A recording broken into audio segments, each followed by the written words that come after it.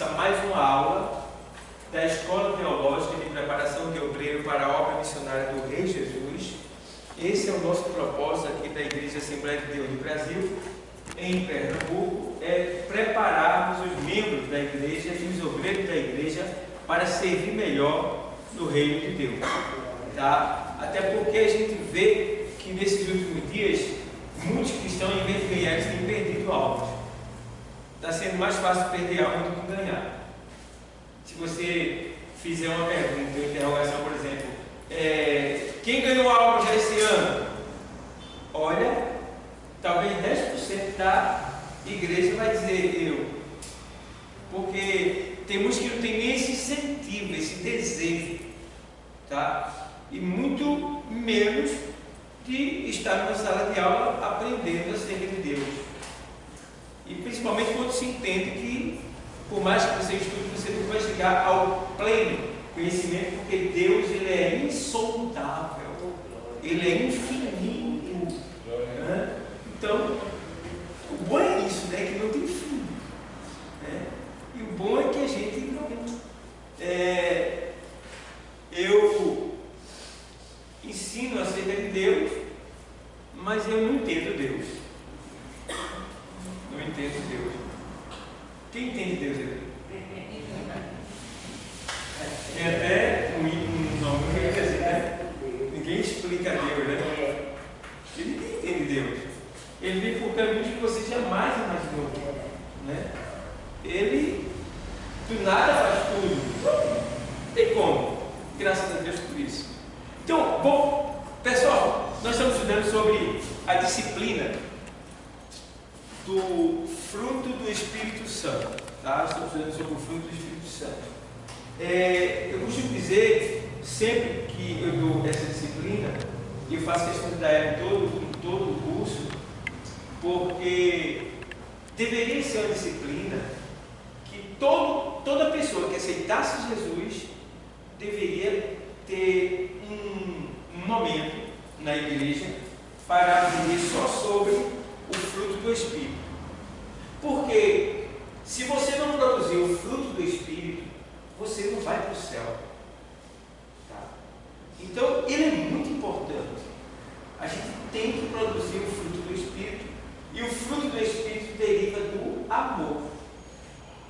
Então, se eu não tiver amor, eu não vou para o céu. E como eu não sou amor, nós não somos amor, nós aprendemos a amar, porque a Bíblia diz que o amor de Deus é derramado em nossos corações. Nós não somos amor, quem é amor é Deus. A Bíblia diz, João dizendo que Deus é amor. Agora nós temos simplesmente o amor de Deus derramado em nosso coração. Agora, para isso nós precisamos manter esse amor em nosso coração. E para manter esse amor em nosso coração, é necessário, muitas vezes, sofrer o que poucas pessoas querem, né? Por Cristo, porque a gente precisa entender que é sofrer por Cristo, tá? Então, poucas pessoas estão querendo isso, e a gente precisa aprender a sofrer pela causa de Cristo. A gente vai ver aí. Então, semana passada nós falamos sobre João, o Evangelho 15, de 1 a 5, não foi? A gente falou isso mesmo? Quem lembra? Eu estou na igreja verdadeira, não foi? A gente falou sobre o ramo, sobre as varas, e a gente ficou aqui. Quando a comunhão com Cristo é interrompida, a manifestação do fruto do Espírito é interrompida na vida do homem. Então, quando a comunhão com Cristo é interrompida, o que é comunhão? Comunhão é parceria, unidade, companheirismo, tá? É estar lado a lado, é estar junto, é ser unânime, né, em pensamento. Então, isso é comunhão. É ter o mesmo pensamento que você tem acerca de algo. Isso é comunhão. Então, quando a comunhão do crente é interrompida com Cristo, né, como diz aqui, quando a comunhão com Cristo é interrompida, a manifestação do fruto do Espírito é interrompida, também é interrompida. Então, a partir do momento que eu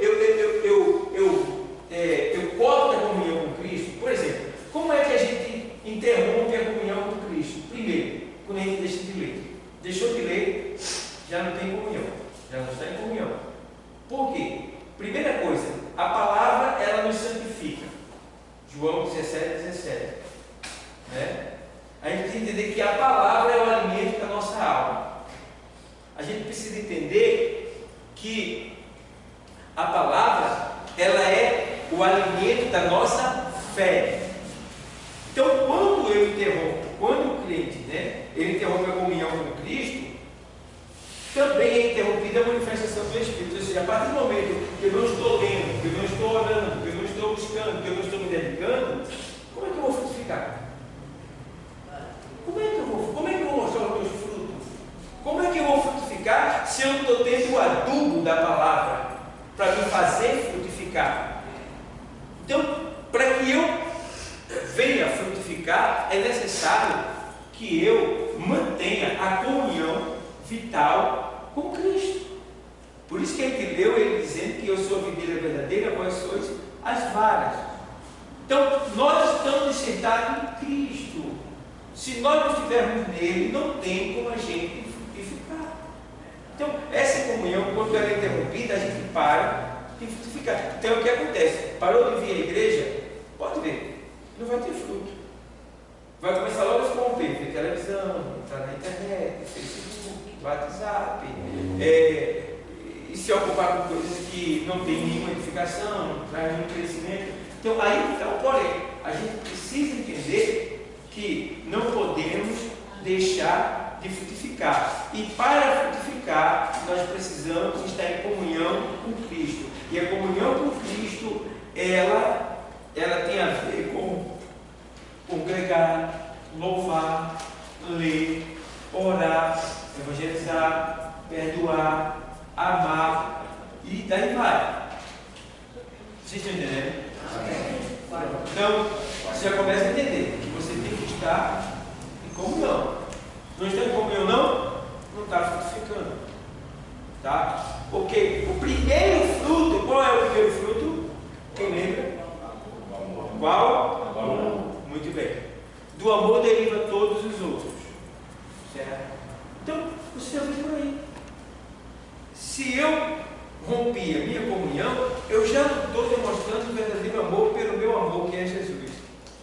Então, eu preciso colocar em exercício esse fruto, que é o amor. E aí a gente vê aqui, aí ele faz. Notemos que a expressão usada por Paulo está no singular, fruto, e não frutos, no plural. Vem do grego carpos e significa maturação. Tá? Juntando-a com a palavra espírito, concluímos que este termo quer dizer que as virtudes, toda vez que eu falar virtude, tenha como palavra poder. Tá? As virtudes de Cristo são amadurecidas no crente como resultado da comunhão constante com o Senhor Jesus. Então, o poder de Deus, ele vai se aperfeiçoando no crente, tá? Como resultado da comunhão. É aquilo que eu já falei anteriormente. Se você está em comunhão com ele, você vai começar a ter um poder, uma virtude diferente. Vai aumentar a sua virtude, o seu poder. Tá? Então, aí ele faz, como o Senhor Jesus, nenhum crente pode considerar-se completo se nele não houver a manifestação dessas virtudes. Aí a gente vai começar a ver que virtudes são essas. Lá na carta de Tiago 1:4.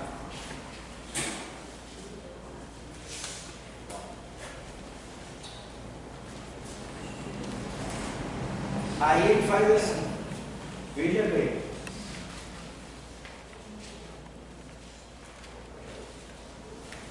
Tenha, porém, a paciência a sua obra perfeita. Para que sejais perfeitos e completos, sem falta em coisa alguma. Então, veja bem, tenha, porém, a paciência, a sua obra perfeita. O contrário de paciência é o quê? Inquietude. É isso? Você pode ver aqui na carta aos Filipenses 2:13 diz assim: não estejais inquietos por coisa alguma. E inquietação é falta de paciência. Então a gente precisa ter uma paciência perfeita. E paciência perfeita é você esperar até que Deus venha concluir aquilo que Ele já falou, que Ele já prometeu, que Ele mandou. Porque tem muitas pessoas que começam, mas não terminam. Então a gente precisa entender que aquilo que a gente começou, a gente tem que terminar. E tem outros que começam, nem terminam e já vai começar outra coisa, e assim vai. Então, enquanto a gente não concluir aquilo que a gente começou, né, Deus envia a palavra com Deus, e a gente vai para outra, ainda que aquela outra coisa seja para Deus, tem um que está se agradando, porque ele vai dizer: eu não mandei você ir para aí. Para ir tem outra pessoa. Eu mandei você fazer aqui. Eu mandei você terminar, concluir aqui. Você concluiu aqui? Não. Deus está se agradando de você? Não. Então a gente precisa aprender e ir até o final. Terminou? Pronto. Agora eu posso fazer outra coisa. Ou, se você vê que algo está sofrendo, você tem capacidade de dar conta daquilo que você está fazendo e ainda de outro, aí tudo bem. Você vai ajudar do outro lado ainda mais. Mas precisamos entender que, como o apóstolo diz aqui, tenha, porém, a paciência, a sua obra perfeita.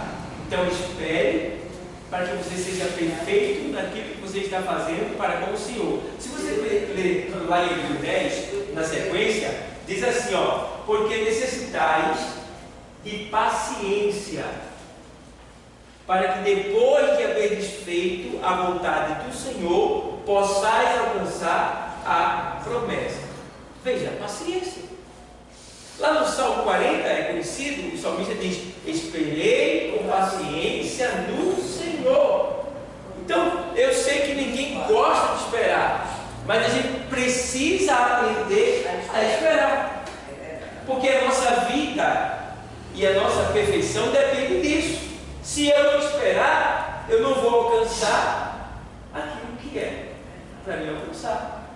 Então, por essa razão que muitos estão padecendo, estão atrasados na vida espiritual, atrofiados, não saem daquela situação, vivem uma vida espiritual atrofiada, não tem crescimento. Por quê? Não vai frutificar, porque ele tem cortado a comunhão dele mesmo com Cristo. Então, essa comunhão tem que ser vital, tem que ser constante, tem que ser perseverante, para que em mim possa ser manifestada a virtude, o poder de Deus, os frutos do Espírito que vem pela palavra de Deus, pela comunhão com Cristo. Ó, ainda na segunda epístola de Pedro, ele fala sobre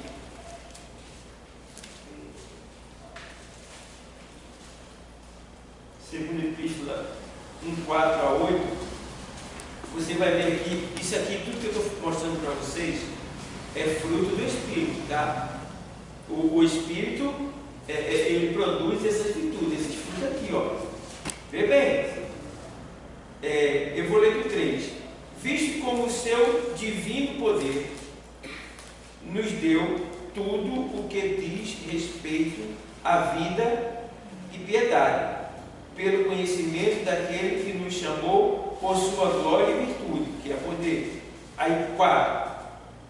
Pelas quais ele nos tem dado grandíssimas e preciosas promessas, tá?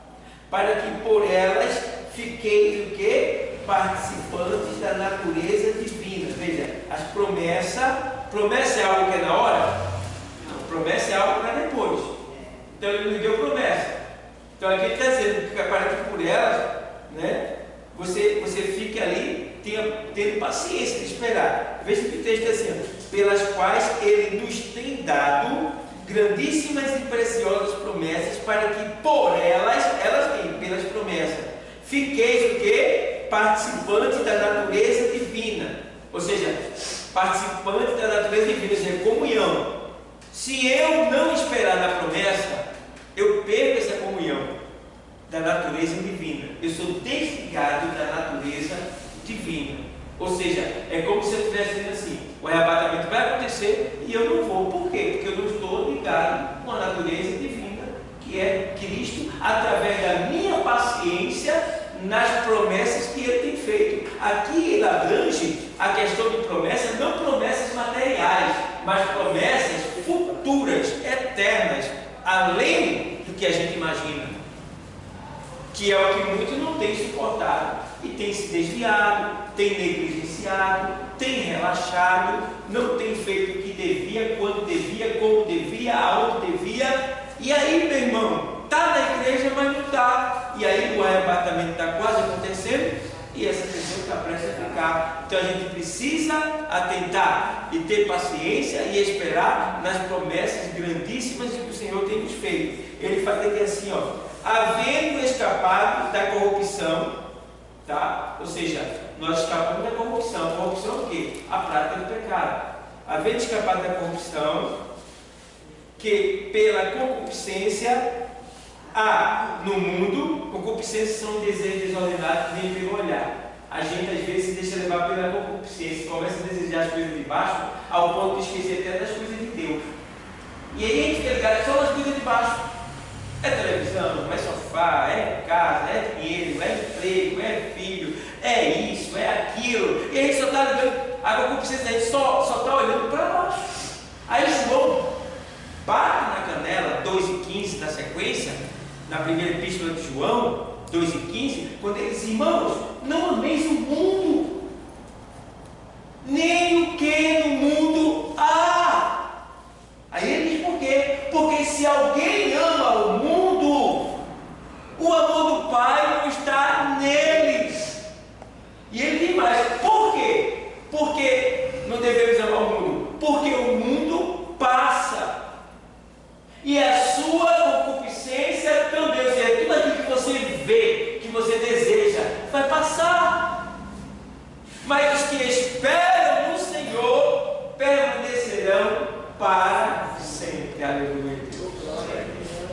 Que coisa linda, né, irmão?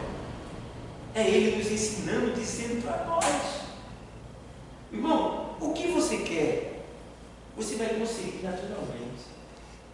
Não precisa você estar angustiado, aflito, se auto-perturbando. Ai, eu quero, eu preciso, que eu não tive, eu vou conseguir. Irmão, quando você conseguir, você vai olhar para aquilo assim e vai dizer: rapaz, eu gastei tanta energia, eu corri tanto para isso. Está entendendo? E entendendo que Deus vai te dar as coisas naturalmente. Vai acontecer. Vai acontecer. Então, é só você fazer o que Deus tem mandado você fazer. Eu acho lindo o texto de Tiago 1:25. Ele diz assim: aquele, pois, que atenta para a lei perfeita da liberdade. O que é atentar? Prestar atenção, estar ali sendo fiel àquilo. Lei perfeita da liberdade. Qual é a lei perfeita da liberdade? A palavra de Deus. Aquele, pois, que atenta para a lei perfeita da liberdade, aí ele fala: e nisso persevera. Ou seja, está observando e sempre. Aí ele faz: não sendo ouvinte esquecido. Porque tem gente que lê, tem gente que ouve, mas esquece. Você vê que esqueceu pela prática da vida que está vivendo. Aquela pessoa ouviu a palavra, mas coloca em prática. Você conhece pela vida da pessoa. Tá? Não sendo ouvinte esquecido, mas fazedor da obra. Aí ele faz: esse tal prosperará nos seus feitos. Vê bem. Então, tudo que você fizer, quando você atenta para a lei perfeita, quando você é fazedor da obra, tudo que você fizer, Deus lá está embaixo. Aí uma pessoa de uma vez disse assim: tudo mesmo que eu fizer, disse tudo. Tem certeza absoluta. Aí, vou te explicar mais. É claro que quem atenta para a lei perfeita da liberdade e nisso persevera, não sendo ouvido esquecido, jamais vai pedir algo que desagrada a Deus. Jamais vai pedir algo que vai contra a vontade de Deus, porque pelo fato de ele estar tentando na lei perfeita, ele vai sentir pelo Espírito Santo o que é necessário para ele e só vai pedir aquilo que agrada a Deus. É lindo.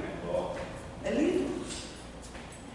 Então, ó, aí ele faz aqui no 5: e vós também, pondo nisto o que? Né? Nas promessas, mesmo toda diligência, que é o cuidado, diligência, cuidado, acrescentai a vossa fé à virtude, ou seja, acrescenta a tua fé à virtude, ao poder de Deus, certo? Ele faz aqui: acrescenta a tua fé à virtude, ou seja, acredite. Você tem fé? Então pega essa fé e acredite no poder de Deus. Acredite, né? Aí ele faz fé à virtude, e a virtude, que é o poder, a ciência. Ciência é conhecimento. Então a fé, o poder e o conhecimento tem que estar juntos. Tem que estar junto. Fé, poder e conhecimento. Tem gente que tem uma fé linda, mas não tem conhecimento. Por exemplo, a fé do católico é linda ou não é? É linda. A fé do muçulmano é linda ou não é? É linda. A fé do espírita kardecista é linda ou não é? É linda. Mas está longe do conhecimento perfeito. Está entendendo? Precisa ter o conhecimento. É o que está dizendo aqui, ó. Poder, conhecimento e fé. Ciência aqui é conhecimento. Poder, fé, ou seja, fé, virtude e ciência, que quer dizer fé, poder e conhecimento. Então, tem que ter esse daí juntos, tá? Por que é que muitos cristãos apanham na vida espiritual, na igreja? Porque eles não têm esses três: fé, ciência e poder. Às vezes ele tem fé e até tem poder, mas não tem conhecimento. E vice-versa. Então tem que estar os três juntos, entendeu? Aqui, ó. Então acrescente um nesses três. Aí ele faz mais aqui assim, ó. Aí ele faz: e vós também, pondo nisto mesmo toda diligência, acrescentai a vossa fé a virtude, e a virtude a ciência, e a ciência a temperança. Já que você tem virtude, poder, que é poder, tem ciência, que é conhecimento, tem fé, que é muito importante, faz o seguinte: acrescente isso à temperança. O que é temperança? É o método cristão de você saber lidar com as situações de tal maneira que você vai abrandar, você vai apaziguar o problema. É o que a Bíblia chama de pacificador. É você chegar diante de um problema, a pessoa está angustiada, aflita, está querendo brigar, querendo se vingar, e você fazer com que a pessoa mude completamente. É a pessoa partir para cima de você e você saber lidar com aquela situação, e em vez de atacar, de agredir, de se juntar a ela na grosseria, você saber lidar com a situação, dominar a situação, ao ponto da pessoa depois até dizer assim: me perdoe, eu fui tão assim com você, né? Fui tão mal com você, fui tão covarde com você, você me tratou tão bem. Então temperança é isso aí, é você, ó, manter-se calado na hora que alguém está gritando com você. É você não injuriar e nem tratar mal aquele que está ali destruindo, lhe defamando ou fazendo mal a você. Isso é temperança. Isso é fruto do amor. Precisamos agir assim. Aí a gente vai estar produzindo o fruto do amor, né? E vai estar agradando a Deus e zelando pelo Espírito Santo que está em nós, que nos faz produzir esse fruto. Aí vem mais assim, ó. E a temperança, a paciência, né? Paciência. E a paciência, a piedade. Então, junto com tudo isso tem que ter a paciência e a piedade. Porque a piedade é muito importante. Porque o contrário de piedade é o quê? Impiedade. É a pessoa ser mal. Então, junto com tudo isso, nós temos que ser o quê? Piedosos. Tá? Piedosos. Eu não sei, eu me falei agora qual foi o assunto, e alguém falou, rapaz, eu estava ouvindo uma história, uma menina bem organizada, ela estava, foi a Damas, a minha filha, ela é blogueira, né, que você sabia, né? Ela tem um canal no Instagram, e aí ela é no salto alto, né? E ela vendendo coisa na feira, aí chegou uma moça e disse assim, tu não tem vergonha não de... Porque tu é blogueiro, tu não tem vergonha de estar aqui não na feira, vendendo? Aí ela respondeu de maneira áspera. De maneira áspera. Ela disse, olha, quem tem que ter vergonha é você que trabalha no supermercado. Aí ela veio dizer para mim. Aí, veja bem, eu não estava lá, mas isso é o grande erro de muitos cristãos.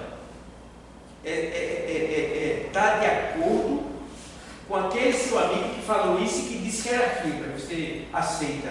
Mas quando ela falou isso, eu disse, você não entendeu, eu não estava lá, mas eu entendi o que a moça falou da forma que ela falou para mim. Então eu entendi que a moça disse assim, pelo fato dela ser uma blogueira, tem uma boa imagem, muito bonita, né? Aparece daquele jeito mesmo, como sendo uma patricinha. Aí a moça perguntou para ela, tu não sente assim uma vergonha de estar aqui? Não é que a moça está dizendo assim, tu tem vergonha não é? Veja, o tom de voz, a colocação da palavra. A palavra é a mesma, mas o tom e a colocação muda. Então se você não souber interpretar, você vai ser um crente grosso. Um crente que as pessoas não vão querer muita aproximação com você. Então, filha, ela não disse que você devia ter vergonha de estar ali. Ela perguntou se você não tinha vergonha de sendo tal, estar ali em um lugar que aparentemente parece ser pobre, parece ser, né, sem valor, né? Então, você precisa saber interpretar. O que foi que eu disse para vocês, eu já ensinei para vocês aqui, que por trás de cada letra há o quê? Espírito. Muito bem. Irmão, se vocês analisarem isso aí, quando a pessoa conversa comigo, eu estou estudando a pessoa todo dia. E a pessoa falando comigo, seja lá o que for, eu estou estudando ela todinha. Mas eu descubro tudo que a pessoa é por dentro e por fora. Viu? Eu conheço a pessoa por dentro e por fora. Eu escuto a pessoa e digo, olha, agora eu conheço essa pessoa. Conheço tudo. Mas conheço para quê? Para me acabar, para me exaltar? Não. Foi bom eu conhecer, porque eu vou orar, vou saber lidar melhor com aquela pessoa. É isso que acontece. Se você souber interpretar isso e levar isso adiante, você vai ser um psicólogo secreto que ninguém conhece. É lindo. Então, pessoal, a gente precisa ser um apaziguador, um pacificador, alguém que apazigua a tempestade, alguém que impede de acontecer a tempestade, alguém que rompe, né, com o mal, certo? Então, alguém está entendendo? Estou entendendo? Tem alguma pergunta? Alguém tem alguma pergunta? Então, vou ler aqui o resto da sequência. Aí vai a paciência, a temperança e a temperança, a paciência e a paciência, a piedade. Tem que ser piedoso, tem que ter piedade, tá? Piedade tem a ver com compaixão. Compaixão tem a ver com íntima compaixão. É sentir a dor do próximo dentro de você. É você viajar, né? Na vida. Hoje eu estava na Seara e o rapaz que traz minha mercadoria, ele mostrou um pé de cabelo que nasceu no pé dele, né? Aí ele fez, eu estou doente do pé. Quando ele levantou o pé, que mostrou lá o pé, rapaz, aonde era a ferida dele, no meu, subiu aquele gelo todinho assim na minha perna. Aí eu fiquei assim, ai Deus. Isso é mais ou menos isso, íntima compaixão. É você sentir a dor do outro em você. Está entendendo? Aí você vai poder ajudar aquela pessoa de maneira igual, né? De maneira que verdadeiramente ela vai ser atendida, entendeu? Então, de maneira que é assim, tem que ser piedoso. E a piedade ao amor fraternal. Amor, a piedade tem que ser piedoso? Tem. Tem que é piedoso com A e com B, mas não é com C. Aí ele diz, e a piedade ao amor fraternal, não é o amor, porque eu posso ter uma piedade e ter amor para ter piedade de A e B que eu gosto, amar A e B que eu gosto, mas não amar A e B e C que eu não vou muito a cara. Então, o amor fraternal, ele está falando de um amor que abrange tudo, ele serve, ele abraça, ele não faz exceção, é um amor completo. Entendeu? Então, a piedade ao amor fraternal. Tem gente que está na igreja, mas não vai com a cara do seu irmão. Agora, não entendeu? Muitas vezes eu fico observando. Porque eu vejo as críticas, eu como pastor, eu sei que tudo que acontece na igreja é incrível, como Deus traz para mim. Eu sei de tudo. Até o que o cara fala com a esposa dele lá. Quando ele está gritando, eu sei que tudo adianta. Todo mundo que está na igreja, que faz parte comigo, eu sei, é incrível isso. Olha, chega de um jeito para mim, termina o que falou lá no quarto lá. Um dia ele briga e vem dizer para mim, um dos dois dias para mim. Eu não estou falando sério com isso, não, estou falando coisa séria. Eu sei, olha, o cara tem umas segredos, coitado, tudo comigo. A esposa não sabe, mas sabe tudo comigo, eu só apresentando a Deus, pensando com Deus. Tá? Então, vai chegando as coisas para mim. Tá? Então, eu fico olhando que às vezes tem pessoas na igreja que está na igreja, mas não vai com a cara de A, porque A, quando fala de maneira grosseira. Aí eu digo, não porque A é grosso, é o tom de voz daquela pessoa que é assim. Mas aí ele não gosta daquilo que eu falo daquele jeito. Meu irmão, pede para Jesus te ajudar a amar aquela pessoa. E aí eu pergunto, essa pessoa já bateu na tua cara? Já te botou teu dinheiro? Já te cortou? Já te causou um grande prejuízo? E ainda que tivesse feito isso, Jesus diz que se teu irmão pecar contra ti 490 vezes por dia e vindo ter contigo, perdoa. E agora? Como a gente está precisando ser transformado, né? Como a gente está precisando ser melhor, não é verdade? E se a gente não vier para uma aula como essa, como é que a gente vai melhorar? Muitos de nós nem lê Bíblia, porque 90% dos cristãos não lê Bíblia. Só lê Bíblia quando vem à igreja. Poucos são os que se interessam a estudar e buscar o conhecimento. Pouquíssimo mesmo. Então, meu irmão, a gente precisa melhorar mais e ter o amor fraternal. Então, o amor fraternal ele é muito importante por essa razão, para que você possa amar a todos de maneira igual, tá? Sem acepção de pessoa. A partir do momento que você faz acepção de pessoa, você já não está mais frutificando, né? É como se você estivesse colocando um fruto peco. Às vezes eu pego uma manga, né? Uma manga, aí ela está murchona. Aí eu dou uma mordida nela, quando eu vejo tem um lado que está tudo. Ela está toda madura, mas tem um tumor nela ali. Entendeu? É isso que acontece. Você pode produzir um fruto aparente, mas esse fruto está doente. Está doente. Porque ele não está sendo completo. Você ainda faz exceção das pessoas. Você ainda separa as pessoas. Você ainda se acha que. Então, temos que ter cuidado. Amor fraternal. Certo, pessoal? Então, vamos lá. Vamos ver o restante do versículo que ele diz. Ele diz mais assim, ó. Amor fraternal. E aí ele faz, até o 8, né? E a piedade é o amor fraternal, e ao amor fraternal a caridade, que é o amor. Tá? O amor de Deus, no caso aqui é o amor de Deus. Tá? E aí vem, porque se em vós houver e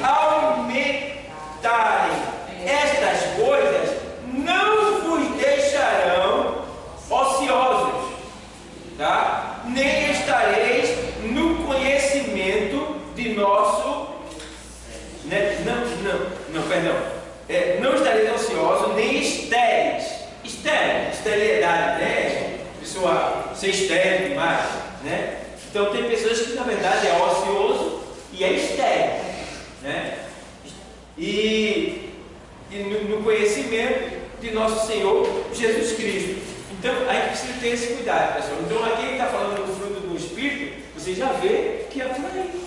Precisamos ter esse cuidado, esse zelo, para que Deus ele possa realmente nos abençoar e realmente a gente possa estar preparado para a volta de Cristo. É isso, pessoal. Então, vamos lá. Aqui a gente vê agora classificação do fruto do Espírito. Embora esteja no singular.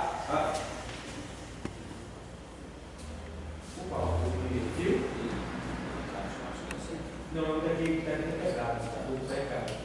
Se você pegar o aí, embora esteja no singular, como já falamos, o fruto do Espírito engloba 9 virtudes que são, embora esteja no singular, como já falamos, o fruto do Espírito engloba 9 virtudes que são, virtude é o que eu falei? Poder. Então, o primeiro deles é o que? Amor. O amor. Tá? Esta expressão vem do grego ágape. Então, esse amor aqui é o amor de Deus. Tá bom? Então, vem do grego ágape, que é a essência do amor. Que é a essência do amor. A essência do amor é Deus. Paulo também a define como o vínculo da perfeição, ou seja, aquilo que une a gente à perfeição. Tá? Então, o amor de Deus, ele nos une, ele nos eleva a ser perfeito. Ser perfeito. Então, claro, a gente nunca vai alcançar a perfeição aqui na Terra, mas cada dia a gente vai ser melhor se a gente se deixar usar e procurar produzir o amor de Deus. Então, aqui a gente vê que, como lá em Colossenses que fala sobre o vínculo da perfeição, né, que está aqui, perfeição, Colossenses 3,14, vamos ler, aos Colossenses 3,14, aí, pode ler, e acima de tudo tem amor, pois o amor é perfeitamente todas as coisas. E sobre tudo isto, revestivos de o que? Caridade na minha, que é amor, que é o vínculo da perfeição. Tá bom? Revestido aqui é você procurar se vestir de novo. Ou seja, é como Deus vai dizer aqui para a gente, ó, vocês que estão aqui, vocês já tiveram amor, mas hoje vocês estão aprendendo que hoje vocês têm que se revestir. Ou seja, hoje a palavra está dizendo que nós temos que começar de novo, porque nós não estamos perfeitos no amor, segundo essa palavra que está lendo aqui. Aí está na sala de aula e Deus está presente. Então, nós não estamos perfeitos no amor. Aí está dizendo aqui, revestíveis, porque esse revestimento, né, ele é o vínculo, é o que nos une, o que nos torna perfeitos, né, diante de Deus. É um amor espontâneo, imutável e sacrificial que nos leva a amar até os nossos próprios o quê? Inimigos. Está vendo? Irmão, a gente está vivendo um tempo que misericórdia. As pessoas estão tendo raiva dos outros, uma facilidade grande, deixando de falar, deixando de ajudar, saindo até da igreja. Irmão, está triste, está terrível, o negócio está feio. E eu fico olhando e digo, meu Deus, tem misericórdia. Quanto mais Deus vai se aproximando, vai parecer que o negócio vai piorando em vez de melhorar.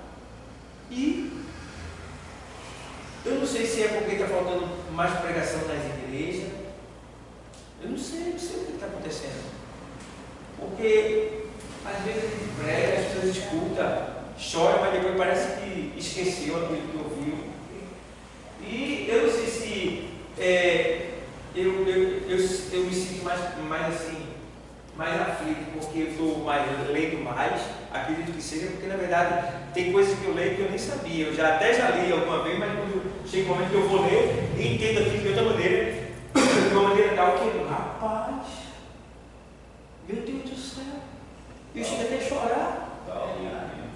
Quantas vezes eu fui preparar a ministração para pregar e eu chorei, falei em línguas estranhas, me alegrei, eu digo, se for assim lá. E quando chegou aqui não foi assim. Ou seja, era um particular de Deus comigo, em cima daquilo que primeiro Deus deu para mim. Então, veja como é que está as coisas. Eu falei, meu Deus, o povo está assim, ó, não me toque. É como se as pessoas fossem inflamadas. Uma ferida, quando está inflamada, fica aquele vermelho, né? Aquele vermelho que não pode nem tocar. Pronto, assim estão os crentes hoje. Ninguém pode tocar. E eu fico vendo lá no mundo, eles chamam uns aos outros de corvo, filho disso, filho daquilo, cabra disso.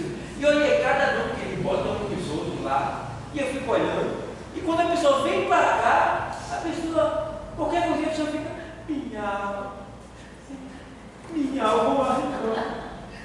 Você não merecia ouvir isso, não. Fulano fez isso comigo. Eu digo, isso o quê? Falou isso. Esse falou isso, tirou o que ele deu, tirou tua casa, tirou teu trabalho, tirou tua saúde, tirou teu dinheiro, tirou o quê? Tu vive comendo a palavra todo dia, a palavra de Deus. Então, quando uma pessoa recebe uma palavra e ela abandona tudo, é porque na verdade o coração dela estava vazio, não estava cheio. Porque, bebê, se algo está cheio, não cabe mais nada ali. E se você está cheio do bem, cheio da palavra, como é que o mal vai estar ali? Não tem como. Porque quando você está cheio da palavra, então a palavra mal, as palavras boas que estão dentro, vai botar aquele mal para fora, porque você vai se lembrar que existe essa palavra que combate essa palavra. Você lembra lá de Isaías 54, 17, assim, ó, toda língua, né? Vamos lá, 54, 17 de Isaías, é um texto conhecido nosso. 17, que ele faz assim,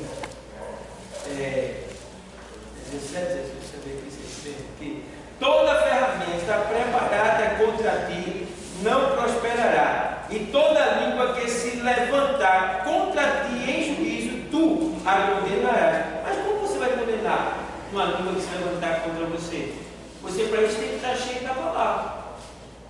Cheio da palavra. Condenar é desprezar, não é embora, não aceitar. E aí vai, condenarás. Esta é a herança dos servos do Senhor e a sua justiça que vem de mim, diz o Senhor. Justiça que vem de mim, diz o Senhor. Então, quando ele está cheio da justiça de Deus, irmão, a gente, irmão, eu já levei cada facada, espiritualmente falando, que rapaz, eu vou dar uma parada. Mas quando cheguei a lugar que eu ia estudar, que eu ia orar acerca daquele assunto ali, aí Deus dizia, tu sabe que tu não pode parar. Porque tu lembra que tu já pregou sobre isso? Tu lembra que tu já leu sobre aquilo? Tu lembra que comigo tem que ser assim? Então, agora, eu vou dizer uma coisa boa. Uma coisa boa que eu glorifico a Deus.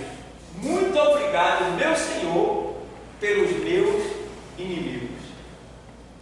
Irmão, quando você tiver inimigo, não o que você fez, você preocupou, você tem inimigos que se levantaram contra você por inveja, né? Por raiva de você, por uma ação demoníaca, a fraqueza dele lá. Irmão, glorifique quando você tiver alguém que lhe persegue. Olha, assim, puxa, agora eu sou feliz de verdade.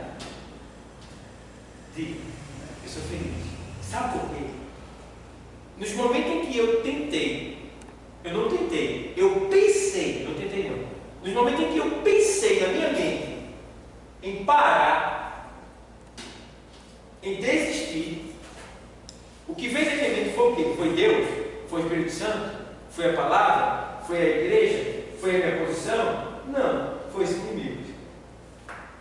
Que Deus me mostrava, eles tudo rindo de mim, dizendo, olha o que era tão assim, assim, ó. Ó. Ai, tem nada. E aí? É bom ou não é o inimigo? Inimigo é bom. A gente precisa de ter inimigo. Você vai cair e dizer, vou nada, ele cair de mim. Vou não. Vou desistir. Poxa, fulano vai ficar alegre. Hã? Irmão, a gente não sabe valorizar. Irmão é muito mistério. Aquilo que a gente muitas vezes não gosta é aquilo que faz bem a gente. Então a gente precisa levar isso em consideração. É por isso que eu digo a vocês, o fruto do Espírito é o amor. Tá? Tem muito a ver. Assim, quando você começar a produzir esse fruto do amor, pode se preparar, que os inimigos vão se levantar. Essa edição vão surgir. Por quê? Você está produzindo o fruto do amor. Tu não ama? E agora? Tu ama ou não ama? Se tu ama, tá? Tu vai ter que suportar. Agora, suportar não é suportar uma coisa proposital. Você é crente, você tem que aguentar o que eu estou falando. Não é assim, não. Isso é crente. Estou falando assim, no sentido fraternal. Você está na sua igreja, no seu trabalho, algo se levantou contra você, você vai ter que entender a situação. Vai ter que saber lidar com essa situação. Certo? Então, aqui a gente vê que ele diz, assim, embora esteja no singular, como já falamos, o fruto do Espírito engloba 9 virtudes. Primeiro, o amor. Esta expressão vem do grego. Foi? Que já li isso aqui, foi? Já falei aqui. Mas vou ler tudo. Ágape, né? Que é a essência do amor. Paulo também a define como vínculo da perfeição. Aí é um amor espontâneo, imutável e sacrificial. Veja, espontâneo, está tudo no meio. Tá? É imutável, que não muda. Ele não muda. Ninguém vai dizer que me ama hoje e amanhã não ama. Eu estava vendo meu irmão, estava vendo um irmão, uma irmã, e alguns irmãos que eu já vi, até que já fui da nossa igreja. Aí chega e diz, eu amo meu pastor. Eu amo a minha igreja, pelo amor de Deus. Para com esse negócio de eu amo. Fala isso não, rapaz. Não banalize a palavra amor. Diga que gosta. Gostar pode deixar de gostar. Mas você dizer que ama e depois você dizer vou embora. Depois você parar de falar com a pessoa. Eu vi irmãos dizendo assim que, irmão, eu queria dizer que estou indo embora da igreja, mas eu amo esse irmão, eu amo o pastor, eu amo essa igreja, mas eu estou indo para outra igreja. Pô, meu filho,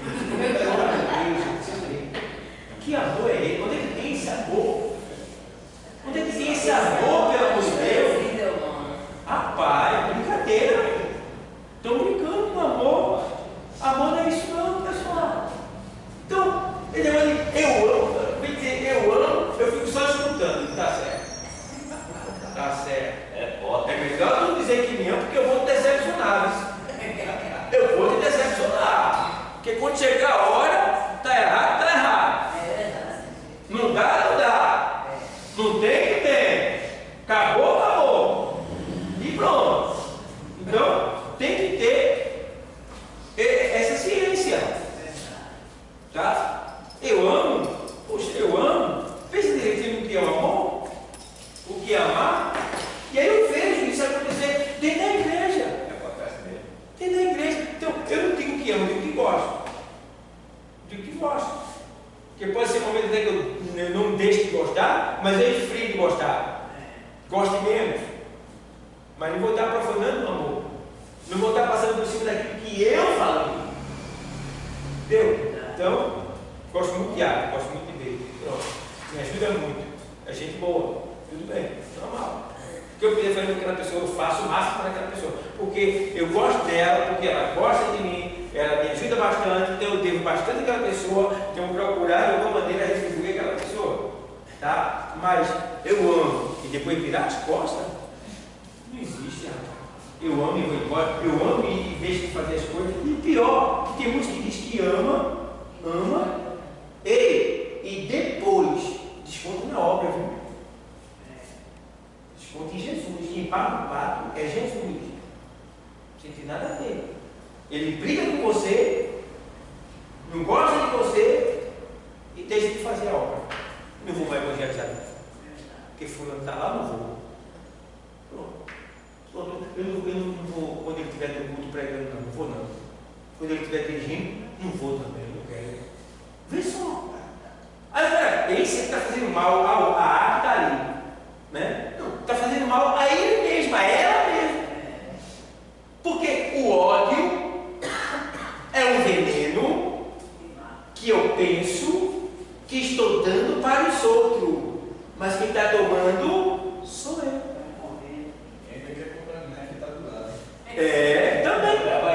Ainda tem a contaminação que Paulo diz: olha, irmãos, não deixe que ninguém de raiz de amargura para que algum venha a ser contaminado, né? Pela raiz de amargura. Tem que amargurar, amargo, né? Sentindo sentimentos ruins acerca de viver, e às vezes está sentindo daqui, aí ele fica inquieto, aí passa para o outro que não está sentindo nada, para fazer o outro também sentir. E assim essa raiz vai contaminando, Paulo diz, vai contaminando, tá? E isso aí se torna maldição, porque a Bíblia diz que a partir do momento que eu começo a colocar em você, querer fazer você não gostar de alguém que eu não gosto, se você não tiver no Espírito, você cai por dentro. Você cai feio mesmo. Tá? Rapaz, eu não gosto de fulano, porque fulano é tão assim. Não é? Olha, rapaz, fulano é muito bem filho. Não é? Olha, eu tenho induzido tu a dizer, é. Olha só. E daí vai. Não pode. Você tem um sentimento ruim, a ceia de ar, vai dizer para Jesus?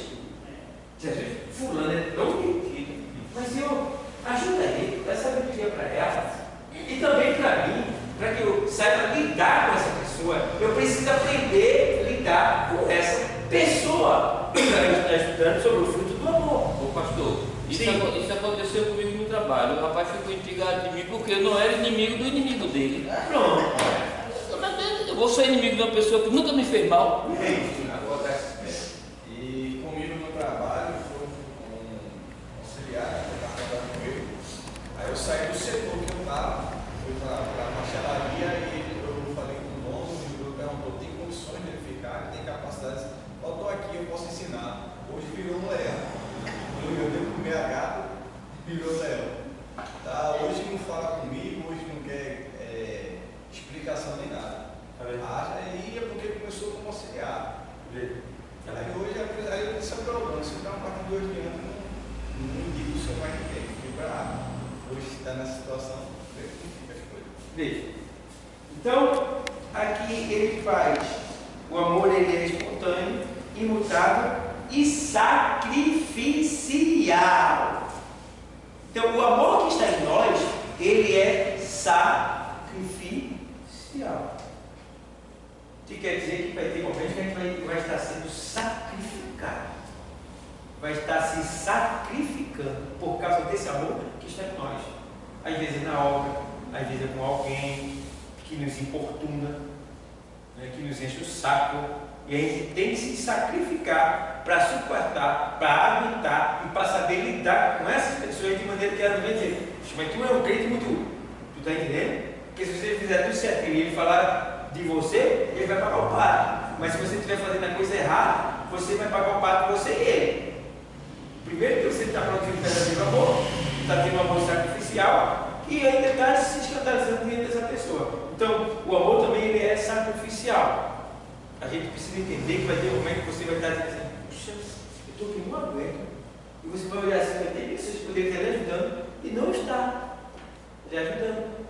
É o amor de Cristo. Na hora da cruz tinha alguém com ele? Não. Foi embora todo mundo. E a cruz era só para ele. Amor sacrificial. Certo? Então, esse amor precisa estar em nós. Tá? Um amor que se sacrifica. Tem posições da igreja, departamentos da igreja, que muitas pessoas estão sobrecarregadas. Isso é e ela não deixa, não vai embora, continua. Então isso é o quê? Amor sacrificial. A pessoa está sofrendo pela causa de Cristo. E tem outro que está bem do lado, não faz nada, poderia te ajudar, mas não te ajuda. Pastor, e quando a pessoa está na frente, sozinho, tem pessoas ao lado, que quer ajudar e aquela pessoa não chama você de jeito nenhum para ajudar? Mas aí já é outro caso, isso aí já é uma perseguição. Já é a gente que tem inveja de você. Quer fazer tudo só. Também tem essa questão também, né? A soberba, né? Eu faço, eu tenho, eu posso comigo assim. Tem isso também. Eu já passei por isso já. E eu aprendi muito. E foi muito bom eu ter passado por isso. Diga obrigado, Senhor. Porque você vai sentir o que você não quer que ninguém sinta depois. Você vai dizer assim, isso eu já vou fazer pelo quê? Porque eu sei o que é passar por isso. Entendeu? Eu já passei por situação que, meu Deus do céu. Eu me lembro uma vez, um líder pegou num culto. Eu era um obreiro e eu estava indo para a igreja de pecado, porque eu não tinha nenhum sapato. Eu não tinha sapato. Estava necessidade mesmo. E no culto assim, o líder tomou o microfone assim. E o obreiro tal, né? Ele tem que se ajeitar. Ele falou, eu não me lembro de falar que ele falou, não, mas ele falou de uma maneira tal, está vindo de pecado, o obreiro não vai botar assim, não, viu? Eu não faço isso jamais com meus obreiros. Meus obreiros que me vendeu para estar comigo, eu chamo de particular, se ele errar. Chamo de particular.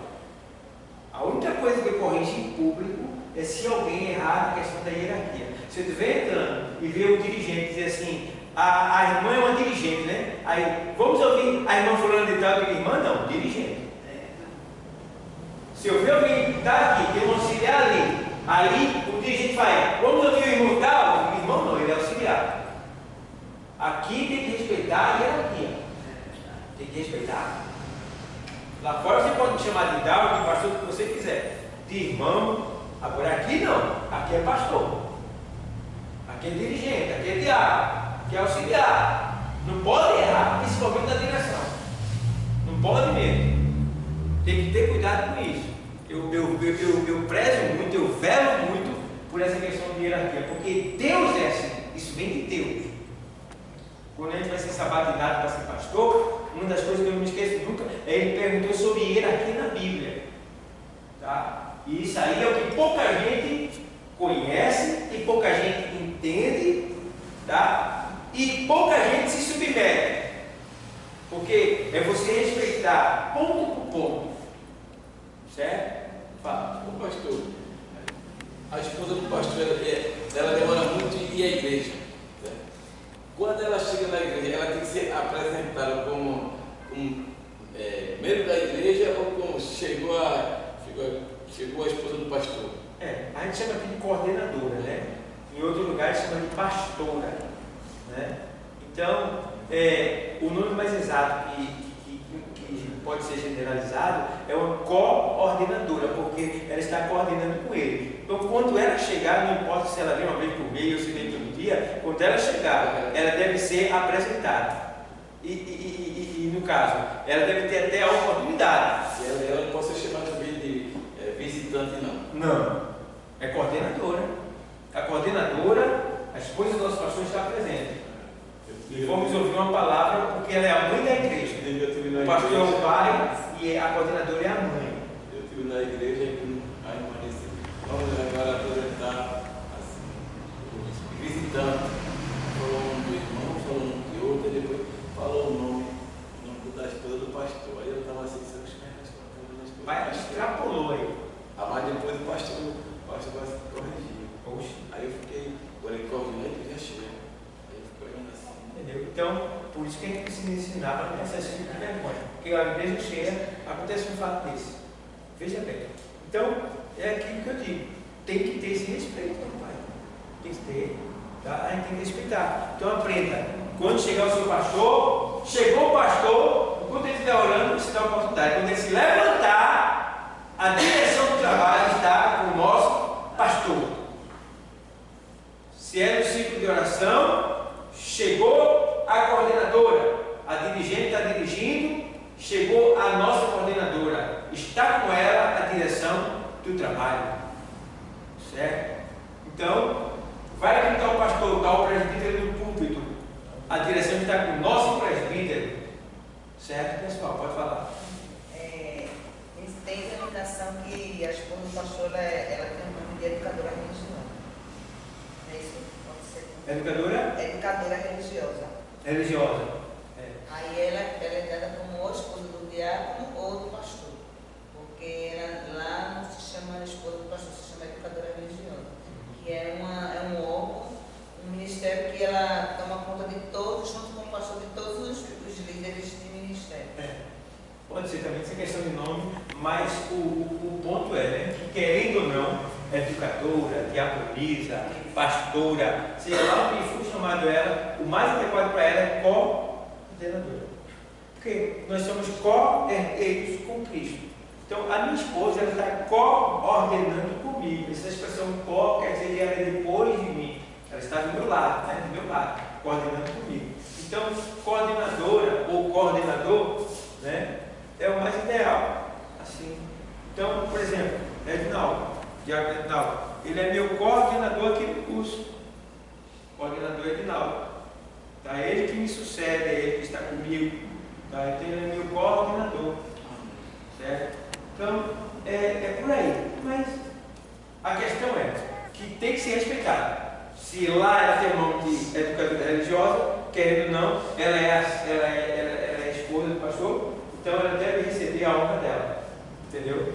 E daí vai, todos devem receber a sua honra. O professor, a professora, a dirigente, todos eles, em nome de Jesus Cristo.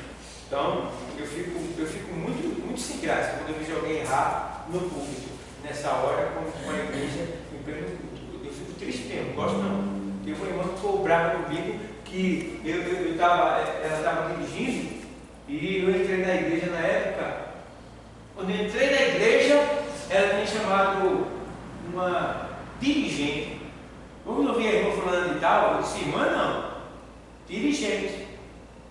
Aí aquela irmã ficou com raiva de mim por um bom tempo. Mas eu tenho que corrigir. Da maneira que ela errou diante de todos, eu tenho que corrigir também diante de todos. Porque eu precisava saber quem era a minha mulher que estava tendo a oportunidade. Então, eu me ensinei aqui, está no culto público, lá no mercado, que a gente faz culto na rua, né? Então, tá lá, você vai orar, vai dar a oportunidade para os órgãos, quando terminar, do mesmo jeito que é aqui, é lá, terminar, nosso pastor, a direção do trabalho está com o nosso pastor Dalva, passa para ele, o pastor vai lá, se apresenta, tá? E retorna para o dirigente. Evangelista também, né? Se o evangelista estiver na direção, né? Eu vejo uma oportunidade, só não, oportunidade não. Mas a igreja está cheia e está lá o evangelista. O nome dele seria Ângelo. Aqui está feito o trabalho, mas assim, irmão Ângelo está vai ter uma oportunidade. Esse irmão Ângelo, eu sei o evangelista Ângelo. Evangelista. A patente dele. Vocês têm que atentar para a patente. Tá bom? Então vamos ouvir o evangelista tal. Certo? A patente e o nome. Tá? Vamos ouvir a dirigente irmã Sandra. Pode ser assim? O presidente do varão também. O líder. O dirigente Existe dos varões. também até o modo de falar. Por exemplo, a irmã é uma dirigente. Vamos ouvir uma saudação para a nossa irmã. Mas se é um evangelista, vamos ouvir uma palavra com o evangelista. Vamos ouvir uma palavra com o presbítero. Abaixo é oportunidade, depois é palavra. Aí, porque também tem aquela questão do tempo. Membro, auxiliar e diácono é 5 minutos, uma saudação. 5 minutos, uma saudação. Tá? Aí vem evangelista, presbítero, pastor, 15 minutos. Ele tem direito. Ambos têm que ter sabedoria para ver o porque tem 3 evangelistas. Se você for dar 15 minutos para cada um, foi 45 minutos. Então, um vai dar 10, outro vai dar 8, outro vai dar 12, 13, e aí vai oscilar. O que é mais sábio vai dizer assim, vai guardar a hora da palavra. Entendeu? Mas que tenha essa liturgia de vamos ouvir uma palavra pelo evangelista tal. Vamos ouvir uma palavra pelo presbítero tal. Vamos, aí digamos, tem o pastor e tem um pastor que está visitando. Então vamos ouvir uma palavra pelo pastor que está nos visitando. Porque às vezes tem um erro que ele diz e comete. Ver um pastor visitar, ou ver um presbítero visitar, e aí você diz assim, vamos ouvir uma palavra pelo nosso pastor fulano e tal, mas não é o nosso pastor, ele está visitando, não pode. Nosso pastor é o da casa, ele ali. Nosso presbítero é o da casa, ele ali. Então, vamos ouvir uma palavra pelo presbítero que está nos dando a honra da sua visita hoje, certo? Então, sempre assim, vocês estão entendendo? Porque O evangelista é maior que o presbítero, ou o presbítero é maior? de diácono, eu posso ser evangelista ou presbítero, dependendo do dom e da minha ação. Tá? Agora, o evangelista, na hierarquia, ele está acima do presbítero. Entendeu? Agora, ambos, eles recebem no mesmo tempo. Mas se tiver os dois, aí dá a direção para o evangelista?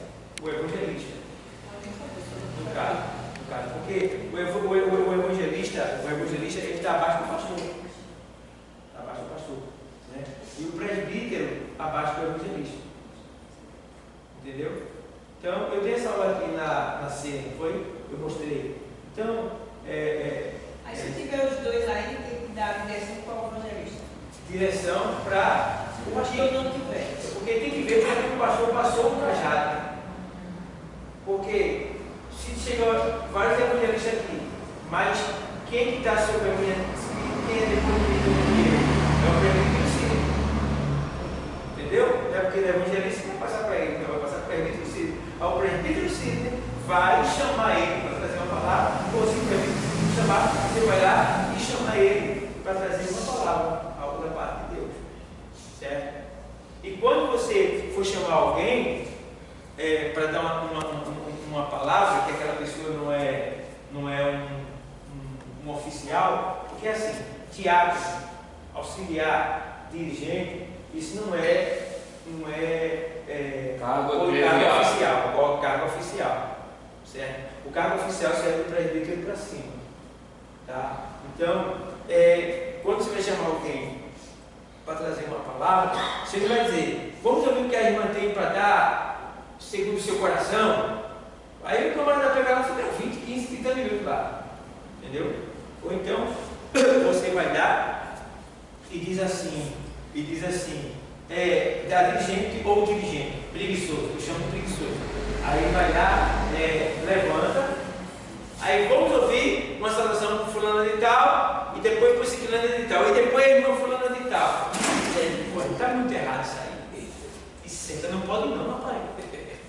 Aí, quer ver um grande erro aí? Tu deu primeiro. Aí tem 30 minutos. Tu achou que os 30 que tu deu vai gastar uns 30 minutos. Mas só um comeu 25. Aí vai vir o outro, vai comer mais 10, 15 ou 20. E um terceiro, que já não me pastor não. Tu vai ter que levantar e não vai dar para você ver. E agora? Então é um de cada vez, para que você possa ter o controle do tempo e da hora da palavra. Certo, pessoal? Pastor, me tira uma dúvida. Como o senhor conhece, o pastor Júnior foi para outra igreja. Ele aí é o pastor de lá, a gente como irmão, a gente pode dizer assim, pastor Júnior, ele é o nosso pastor ainda. Ele está no meu ministério. Está no meu ministério. Ele é pastor de vocês. Ele é pastor de vocês porque ele está no meu ministério, está em outra igreja, já foi de vocês, tá? Mas o pastor, não tem como você passar assim, não tem como você dizer isso para ele. Nosso pastor está aqui. Porque seu pastor está agora, está lá atual, entendeu? Vamos ouvir o pastor Júnior. Se ele chegar agora. Se ele chegar. Vamos ouvir o pastor Júnior? Certo? Nosso pastor não, porque o seu pastor, para que todos que estejam visitando identifiquem, é o outro. Porque o seu pastor é o pastor atual, que rege a igreja. Ele já regeu, ele foi seu pastor. Agora ele não é mais seu pastor porque ele não tem mais jurisdição sobre você. Ele não pode mandar você fazer nada. Entendeu? Só o outro que pode. Isso é a hierarquia do Espírito.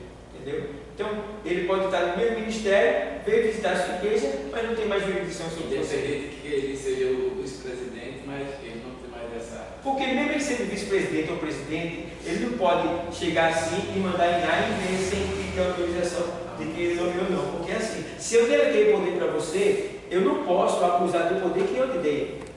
Está entendendo? Então quando eu digo assim, ó, você tem carta branca para fazer isso e aquilo. Aí você vai lá e faz. Aí eu chego lá onde você fez e desmancha aquilo.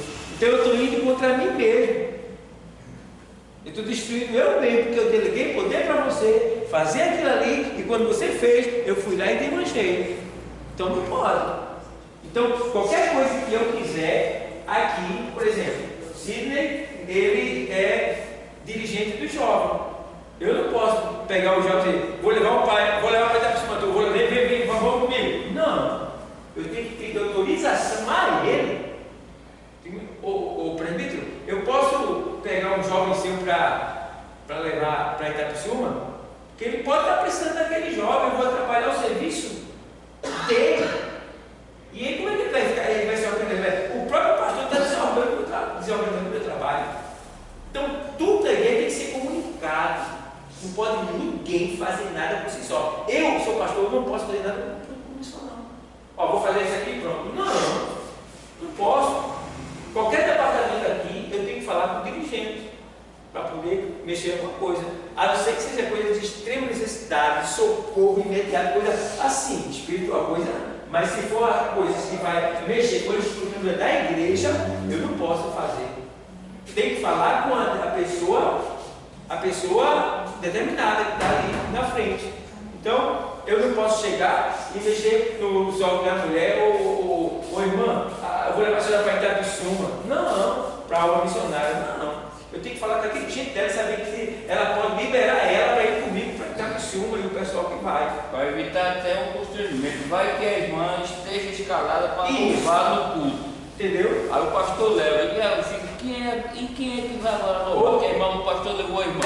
Isso, ou que a irmã nem sabia, mas já estava no coração da dirigente. Eu vou pegar tal pessoa para dar uma oportunidade tal dia. Aí nesse dia eu peguei a irmã e levei para outro lugar. O pastor não me avisou nada. Está com isso no meu coração. Quer dizer, isso causa o quê? Isso causa separação, desânimo. A pessoa fica com vontade de entregar. Me tira essa última dúvida. A igreja está sábado, vai ter um trabalho de igreja. De repente, trabalha no sábado. Chega na sexta-feira, a missão manda dizer que os irmãos têm que comparecer lá, que vai ter uma festividade e tem que ir. Aí esse trabalho daqui tem que ser cancelado porque a missão está dizendo que está precisando da igreja lá. Pelo certo não podia, não pode. Porque a gente tem que dar primazia à nossa primeira palavra. E principalmente diante de Deus. Então a gente não pode tratar um assunto com Deus e depois dizer, eita, Deus, o marido vai fazer, eu tenho que fazer aquilo ali. Agora, não. Essas coisas só podem acontecer em caso de força maior que envolve vida ou morte. Do contrário, não. Em primeiro lugar é o trato que você fez. Está entendendo? Então, se eu fiz um trato com você aqui, ó, eu vou estar lá tal dia, mas surgiu uma coisa mais assim para mim, eu não posso ir. Meu amigo, eu sinto muito, mas a gente já deu a palavra em tal lugar. A palavra importa. Você é o que você fala. Então, não pode acontecer isso, pessoal. Agora, também tem outro tipo de estratégia. Digamos, já aconteceu isso aí que o senhor falou. Ele tem a palavra aqui, ele tem uns 40 pessoas comigo. Já está todo mundo certo para ir para lá. Mas, o meu ministério, alguém que está acima de mim, diz assim, eu estou precisando que vocês venham para cá. Como eu dei a palavra aqui, eu vou falar com ele e vou explicar. Vê bem, eu dei a palavra, está tudo certo. Eu não vou poder estar aí com todo mundo, mas vou fazer o seguinte: vai uma parte para ele e outra parte para essa filha. Pronto, resolveu o problema. Está entendendo? Mas aí você desfaz daqui, abandona isso daqui e vai tudo para lá. Não pode. Você fazia o quê? Sabedoria. Pronto, com esse grupo que eu tenho, vou atender os dois lados. E ó, estava legal. Agradava a Deus e suprir os dois lados. E não deixar comentários. Está entendendo? Isso é questão de sabedoria. Amém. Então tem tudo isso que a gente precisa saber. Por quê, irmão? A partir do momento que a gente erra nesse ponto, a gente está enfraquecendo alguém, entristecendo alguém, desanimando alguém. Tá? Isso é muito ruim. Então eu tenho que pensar em mim. Eu não gostaria que fizesse comigo. Como eu vou fazer com os outros? Então, se eu quero algo, eu vou comunicar. Certo? Então, é costume meu dizer, eu vou tirar alguma coisa da igreja. Aí eu vou lá, aviso, estou tirando isso daqui. Eu preciso disso daqui. Eu mandei fazer isso, mandei fazer aquilo. Está faltando isso, está faltando aquilo. Tem que haver uma comunicação. Se não houver, meu irmão, vai ter perturbação, vai ter problema. Então, é muito importante isso aí. Deu para entender? Alguma pergunta, pessoal? Não é bom estar aqui, é guerra menos. E um jovem que fez 17 anos, dentro da igreja, no campo, ficou como um auxiliar. Ele pode subir para diácono? Se for casado, na nossa doutrina. Não, no caso não é casado, nem curso fez. Então, primeiro, a igreja, isso deve ser um dever de toda a igreja, todas as igrejas fazem isso. Se ele é diácono, ele deve ter uma apostila de diácono, ele tem uma instrução sobre o que é diácono. Tá? Se ele é um presbítero, quando eu fui chamado para o presbitério, os pastores do Rio que vieram já disseram logo, você vai ter que fazer um curso teológico. Aí teve que ir para a faculdade. Então, tem que haver uma preparação para aquilo, porque como ele vai exercer uma coisa que ele não sabe. Então, vai ser feito. E o outro ponto é, um diácono, ele deve ser casado. Na nossa igreja ele deve ser casado, porque um dos pontos do diácono é visitar os órfãos e as viúvas. Tá? Aí vai que ele visita lá, sozinho lá, ele não é casado, ou ele vai levar cedo uma viúva, né? E a viúva lá é uma daquelas espertinhas. Aí ele caiu lá no. Vamos ver. E aí? O diácono está sozinho, né? Aí encontra ela também sozinha. Aí tu tem um carinho, não sei o quê. Não, mas ele diz assim, eu posso dar um abraço ao senhor, não sei o quê. Aí quando vem, meu amigo. Mas pastor, mas nesse caso aí, quando já não vai, não tem que ir mais as duas pessoas com ele, tem que ir, pode só não. Mas o correto mesmo é o diácono ser casado. Ser casado. E tem mais. Ele pode ir só se for com uma outra pessoa, se for a esposa dele. Se não for esposa, tem que ir com mais dois ou mais três. Por quê? Para evitar conversações. Por exemplo, a irmã Aurinha no outro Santa Ceia está enferma. Aí vai eu e outra irmã visitar, levar a Santa Ceia da irmã Aurinha. Que é que vão dizer, olha, o irmão com a outra irmã vai por ali escondidinho agora de noite. E aí? Só vai a outra irmã. Eu vou com a esposa de ciclano visitar outra pessoa. Ninguém vai dizer, não vai nem dizer o pastor, vai dizer o marido dela. Vai dizer o marido dela, vai nem dizer o pastor. O pastor vai saber depois do caso acontecido, depois que o pau ter quebrado. A gente tem que evitar. Olha, quando eu digo às irmãs, quando eu estou sozinho dentro da igreja, chega uma irmã, eu fico lá de fora. Eu só entro, depois chega outra pessoa, eu não fico lá dentro não. Às vezes meu serviço está todo acumulado lá na secretaria. Eu digo, Bruno, está na igreja, meu serviço fica para depois. Eu não vou atrapalhar o serviço dela, ela está sozinha lá dentro da secretaria. O que é que vão dizer? Eu chego lá. Então, a gente tem que. É por isso que o diácono tem que ser casado, para evitar essas coisas. Que o diácono é que leva a Santa Ceia. Aí a irmãzinha liga lá, olha, eu queria pedir um conselho ao senhor, o cara está lá sozinho também, tem uma esposa do lado. Eu sei que nem sempre o cara vai cair. Não é que o cara diz que a pessoa vai cair, mas querendo ou não, a pessoa está vulnerável. Está vulnerável. E aí tem que vigiar para a gente. E o sexo oposto se atrai. Isso é uma realidade.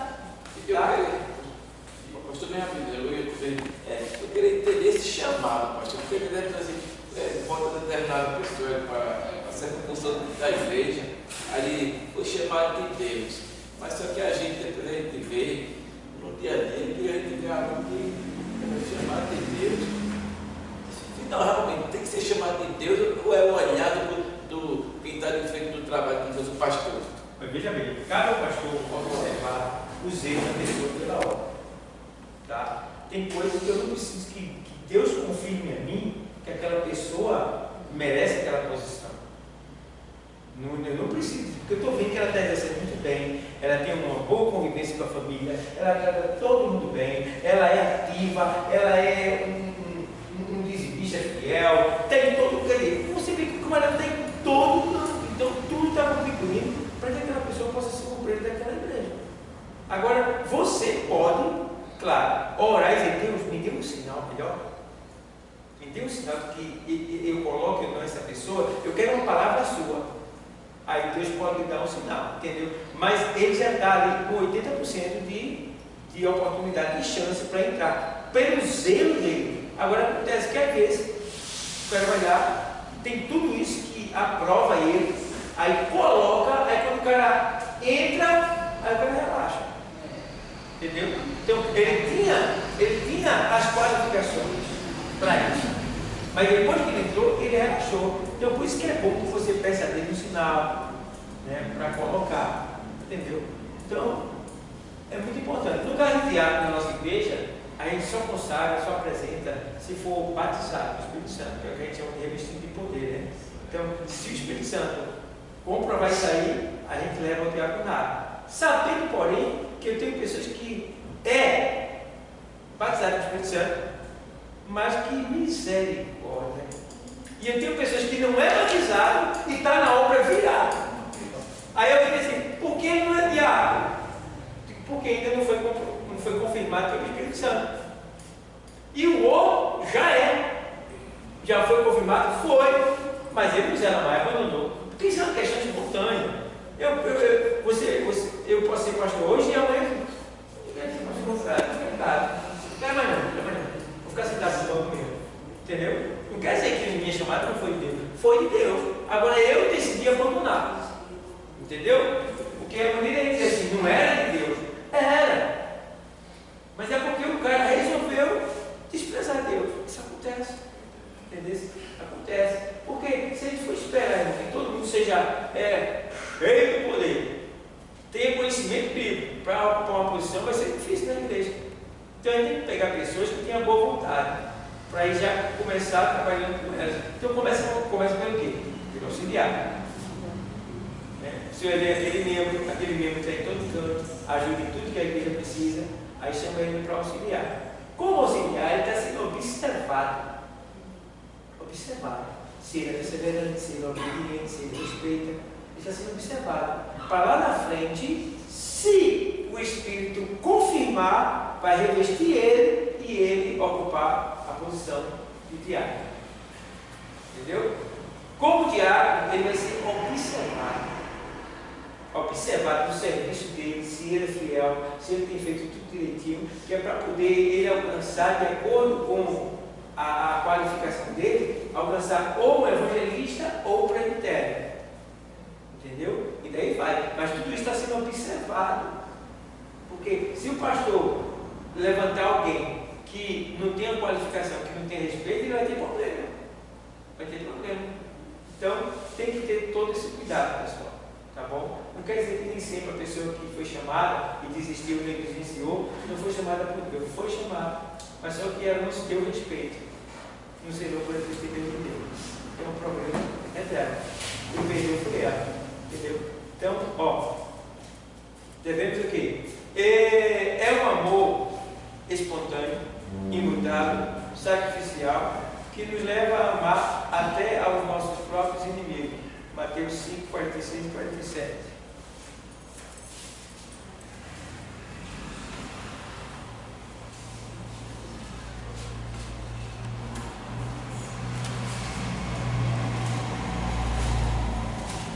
Se você ama somente aqueles que os amam, por que espera que Deus lhe dê alguma recompensa?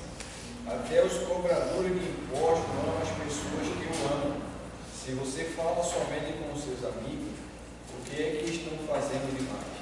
Até os pagãos fazem isso, portanto sejam perfeitos, assim como é perfeito o Pai de vocês que está no céu. Tem gente que só gosta de quem faz bem. Isso. Se der, aleluia. Se não me der, só gosta de quem trata bem. Isso aí é muito fácil.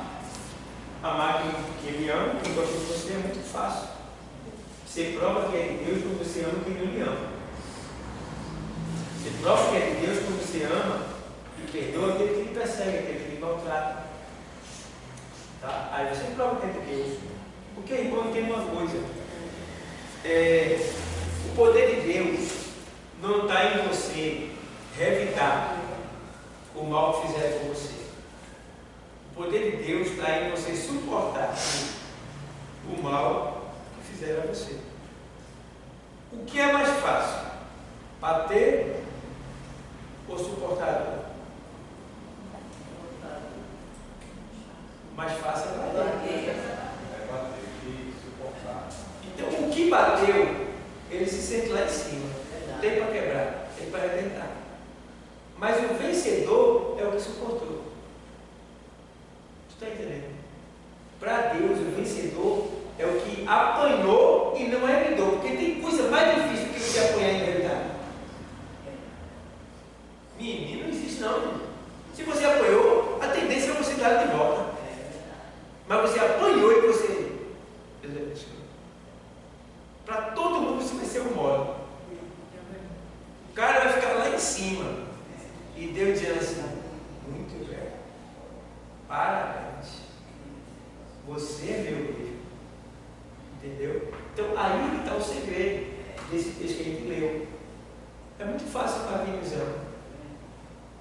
Você prova que é de Deus quando você ama aquele que lhe odeia, aquele que lhe persegue. Certo, pessoal? Então precisamos ter esse cuidado, esse zelo.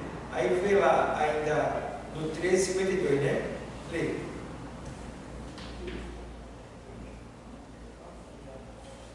13:52. Não, está quase apagando a bateria. Em Atos, né? Aqui é. Não, eu estou em outro, né? No caso aqui, não, perdão. Veja Lucas 23:34. Acrescentei na sua apostila. Lucas 23:34. E João 15:13. Lucas 23:34. Vê aí.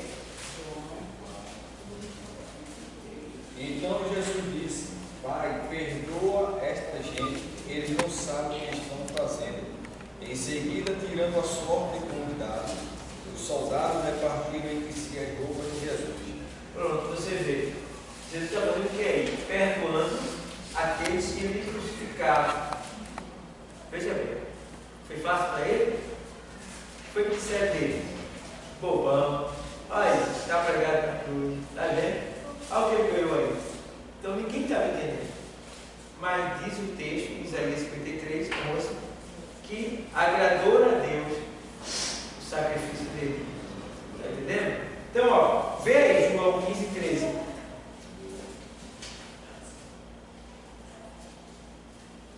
Ninguém tem maior amor do que este.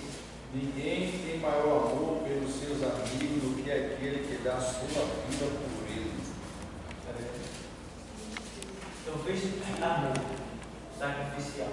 Deu a vida pelos seus amigos.